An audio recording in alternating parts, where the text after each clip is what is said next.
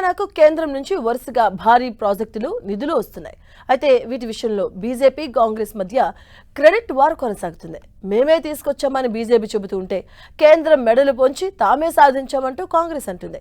అసలు ఇచ్చిందెవరు, సాధించిందెవరు?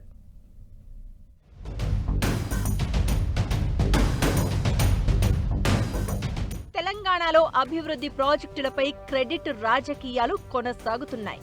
రైల్వేలు, జాతీయ రహదారులు, విద్యా సంస్థలు, పరిశ్రమలు, మౌలిక సదుపాయాల ప్రాజెక్టుల విషయంలో తమ పాత్ర కీలకమని రాష్ట్ర బీజేపీ నేతలు చెబుతున్నారు.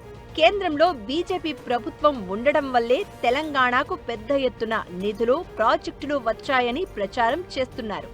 హైదరాబాద్కు రీజనల్ రింగ్ రోడ్డును ఇవ్వాలని ఏ పార్టీ కేంద్రానికి విజ్ఞప్తి చేయలేదని, కేంద్రమే RRRను మంజూరు చేసిందని కమలనాథులు అంటున్నారు. కానీ ఇది మేమే తెచ్చామని కాంగ్రెస్ నేతలు అనడం విడ్డూరంగా ఉందని దుయ్యబడుతున్నారు. ఇక హైదరాబాద్కు బుల్లెట్ ట్రైన్స్ ఇవ్వాలని ఏ పార్టీ కానీ, ఏ ప్రభుత్వం కానీ విజ్ఞప్తి చేయలేదని చెప్తున్నారు. వరంగల్, ఆదిలాబాద్ విమానాశ్రయాలను సైతం కేంద్రం ఇచ్చిందని, వాటి పనులు ముందుకు సాగాలంటే రాష్ట్ర ప్రభుత్వం భూసేకరణ చేసి ఇవ్వాలంటున్న బీజేపీ నేతలు కాంగ్రెస్ సర్కారు భూసేకరణ చేయకుండా ఆలస్యం చేస్తుందని విమర్శలు చేస్తున్నారు. ఎయిమ్స్ హాస్పిటల్ నిర్మాణం ఇప్పటికే 90% పూర్తయిందని, అక్కడ ఇప్పటికే వైద్య సేవలు ప్రారంభమవ్వాల్సింది కానీ రాష్ట్ర సర్కారు నుంచి భూ బదలాయింపు జరగలేదంటున్నారు. భూ బదలాయింపు జరిగితే నరేంద్ర మోదీ బీబీనగర్ ఎయిమ్స్ హాస్పిటల్ను జాతికి అంకితం చేయడానికి సిద్ధంగా ఉన్నారని అంటున్నారు కమలనాథ్.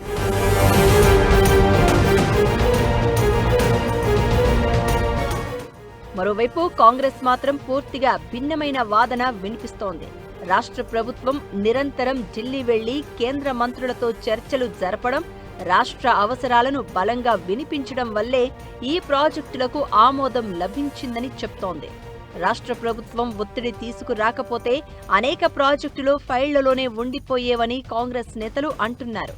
ఇలా రెండు పార్టీలు ఒకే ప్రాజెక్టులపై తమకే క్రెడిట్ దక్కాలంటూ రాజకీయ పోరుకు దిగుతున్నాయి.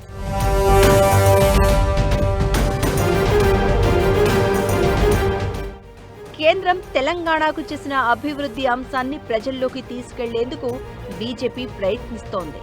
ఇదే విషయాన్ని ఇటీవల జేపీ నడ్డా సమావేశంలోనూ వారికి దిశానిర్దేశం చేశారు.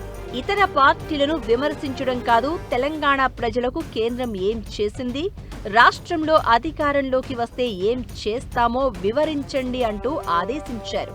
అందుకు అనుగుణంగా ఇప్పుడు తెలంగాణ బీజేపీ హైకమాండ్ అడుగులు వేస్తోంది.